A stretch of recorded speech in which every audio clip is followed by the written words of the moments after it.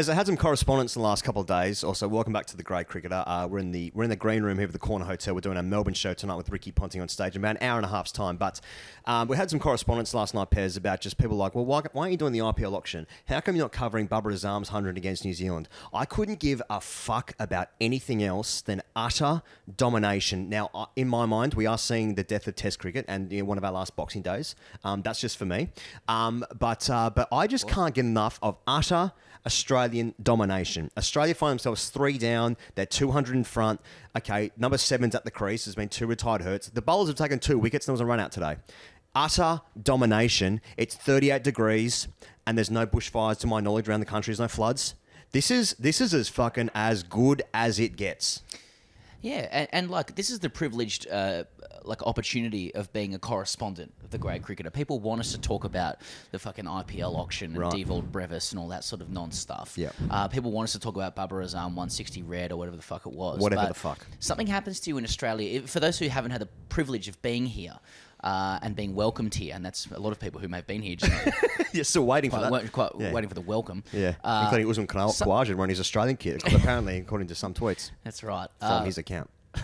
That we're not doubting. Yeah, that's right. There's actually... kind of sounded like we were.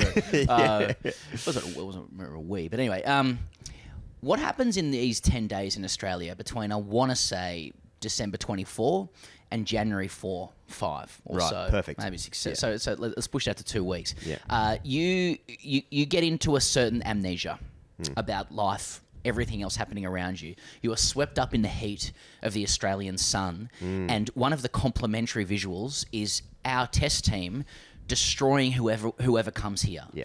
Cricket in Australia at this time of year is us being 2 down for 200 odd, and Warner and Smith in spanking some poor bastards who haven't been investing in this format for a long time. Yeah.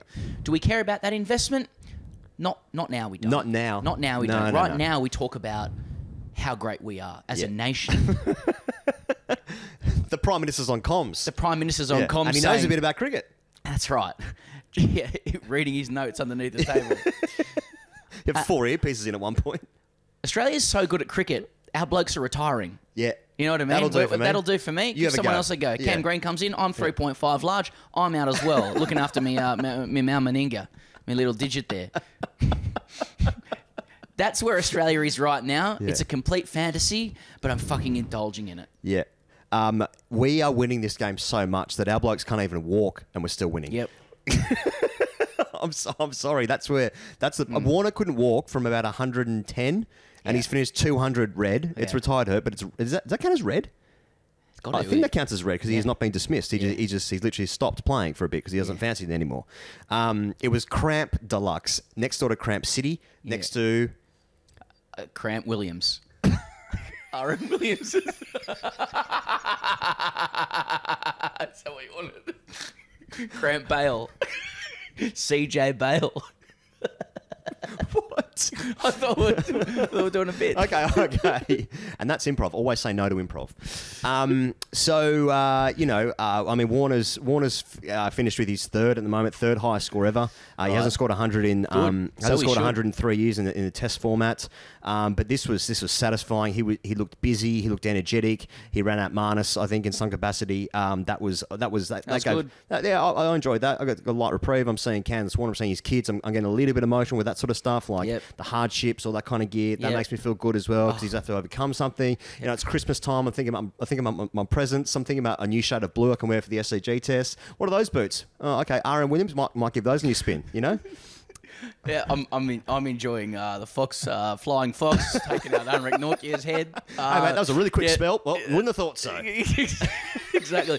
This is the kind of brutality we wish to unleash on opposition. And it's been a little minute for Australia since we've done that. Now, again, the format's in decline. Yeah. This is the end. This is people like, Test cricket's on the nose a little bit down the track. It's here. Yeah. It's literally happening now. Mate, thinking about the teams that play cricket when they wear white clothes, like England. Okay, it's just three. It's just three are left, and like England barely after like like one of the most amazing turnarounds in any sporting history. Like 9 wins in a calendar year out of 10. Well, they're getting upset now. The English. What do you mean? We're the best. We're the best team we're that the fucking best. existed. You know, India's obviously got the resources and stuff. No question about that. I mean, Australia has actually a pretty good test record of the 13 games. I think they've won 9. They've only lost 1. And the rest, South Africa, Pakistan, New Zealand, Bangladesh, What, mate? fucking West Indies. Why labour that point, like the point that South Africa gets paid 5% of what Australians do, when you could just go there, fucking shit, and sledge them? That makes me. Sorry, to my that's heart. better. You better. started to go That's off better. track Sorry, a little bit with a little yeah. bit of intellectual stuff, or some non sort of reading. You've been doing some reading, it seems. You've been reading it? He goes, no, I swear I haven't. Just TikTok. Fun to say. Well, fuck no. I think I just lost a wire in my head. Yeah. Okay. Well, okay. No, is this Smith? Or you want to talk about Smith? No, I think he was there. Well, whatever, mate. Yeah, what about 85. from a cricketer's perspective? Right. You would have felt those days in the field where it's that hot and you're getting fucking pumped. I mean, that is straight. the last day that you will play cricket. I mean, that's just give up territory. Yeah. That is why am I doing this territory? That is a fucking hard slog. Yeah. And I feel for them a little bit if it wasn't for the fact that they are just stocking stuffers. Yeah. For Christmas. Yeah. For our the Australian opposition. Yeah, the opposition. Yeah. It all goes to show that JL's team really fucked it up against India. Because everything else has just been an Australian procession, I think, for the last 30 years, right? Yes, that's right. That's where the inquiry needs to happen. Mate, what about 42,000 Washington people? Sundar, what the fuck's that? Where? What is that? Shardul dream. Thakur. I mean, Bad please. dream. Well, Bad what dream. Yeah, that was a shocking dream. What about 42,000 people Difficult turn up wank. today? So, where are you looking? There's a lot of good bands have played here. Birds of Tokyo, Vasco Era. Yeah, and Rolling Stones are playing in Midnight Oil, and The Grade Cricketer. Vasco Era had an album once that went for 34 minutes and 56 seconds so that it could finish 3, 4, 5, 6. I remember that. Holy shit. I think Bradman was the uncle of the lead singer. Mate, for Christmas I went home and spent some time with my sister and her family, and she got 3 kids, and they all the kids were given like these Rubik's cubes for Christmas. How do you think I went with that? Christmas Day, 3 kids with speed Rubik's. See you later. See you later, mate. Yeah, mate. I mean, it's gone too far. Our producer, you can't see, just walked in today and said, "Oh, thanks for coming." I was like, "Oh, okay, that's ruined as well." The old TFC award. Pezza goes, mate, thanks so much for coming today. I know you said thanks for coming. I was like, fucking hell, Pezza, Very calm rude. down. Jesus Christ. Bloke's just coming to work. Fuck me.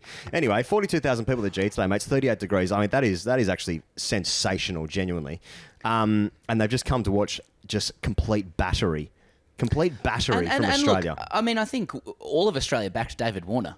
Definitely. Yes. We all saw Yeah. this coming. I Yeah. never thought there was a question over his place. Yeah. And I think he can decide to go out whenever he wants. Wouldn't it be great if now he said next test is my last test? 100%. Wouldn't that be fucking Do you know great? what? Do you know what, mate? He would do that just to fucking get everyone. I kind of think that maybe he should. Because, okay, Only if he wants. Yeah, Only if he wants. but fucking do whatever you want. He's not gonna listen. Oh, he said on that show after day 2. Yeah, But he's a reverse psychology guy. He's like, I'm not saying he's a 2-year-old, but like with my 2-year-old son as well. It's just Right. like like I don't want you to eat dinner, Barney. No, don't do it. Bang, Yeah, done. straight into Yeah, it. okay. Say to Warner, it's like, keep going, mate. yeah. No, Keep going. don't want to. Yep. It's 25 Test hundreds, 19 in Australia. That's just only to sledge his record, really. That's all it serves to do. But like, sorry but for 19 tons at but home. it's still like what happens today doesn't actually really change what's coming next in terms of Australian Test tours, India and England. I mean, like despite him scoring 200, those tours are still going to go ahead. I don't know if you realise that, but that's still what's going to happen. So like, mate, I think he's. I don't know. I was literally only thinking about this today, and I didn't really even realise his record was pretty bad recently. Over 3 years in Test cricket, no 100. But now I'm kind of thinking like, mate, just fucking go out, 101 Tests, SCG, see you later against South Africa, against this pump. Today was like in the circumstances for David Warner, and I thought I detected like a tear from him at bringing up his double tum. It was either that or the pickle juice running through his eyes. Yeah, he was so dehydrated, the last bit of water in his body coming out through his eyes. I can't remember a bigger fuck you ton.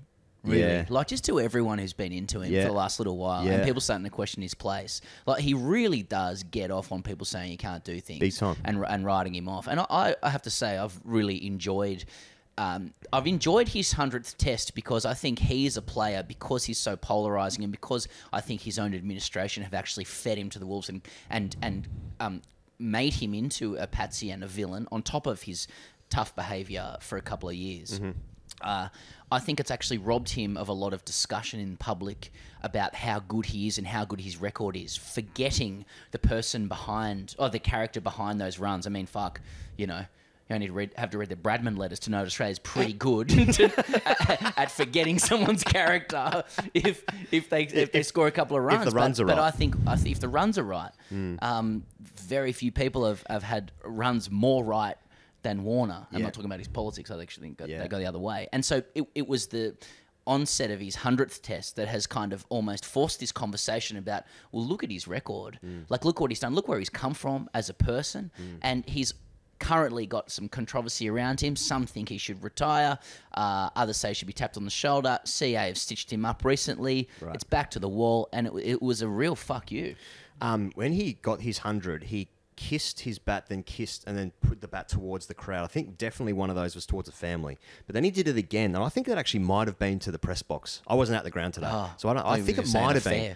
And also, just another point, when he got his 100, he was fucking jacked up. He was fucking, the adrenaline was pumping. Obviously, he yelled out like "go" or something like that to encourage the ball to go to the rope, which it did. Yeah, and then I just noticed a moment where like Steve Smith walked down, and he slowed him down. It was just an infinitesimal moment, but it was like, I thought that was actually... My kingdom to hear what Steve Smith said to David Warner's ear. Probably just work hard. Yeah.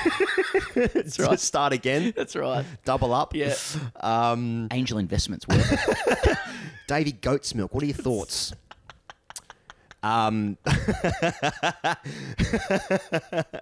Smudge, can you fuck off? Yeah. I'm on 100 red. No, but it's just in that moment, I just noticed that like Smith like spoke to him for maybe like 10 seconds or so. It just slowed the game because I thought it wasn't 10 seconds is a long time. It wasn't a turning point in the game. Australia was in control, but like I just thought it was an important. Also, next ball, Warner gets one on the hip and he turns it down to fine leg, so he gets off strike. And that's good. And that's good cricket. He hits the boundary of the ball before, but the single, the next ball is better cricket. I just thought it was just a nice moment from Steve Smith to just be like, just keep fucking batting. Don't then go chase a. I don't know. Mate, we had a Warner and Smith day, 38 degrees, day 2 Boxing Day. Fucking see you later. What else do we need? You know, it was pretty. I tell you, we need a fucking rapid spell from Norkia.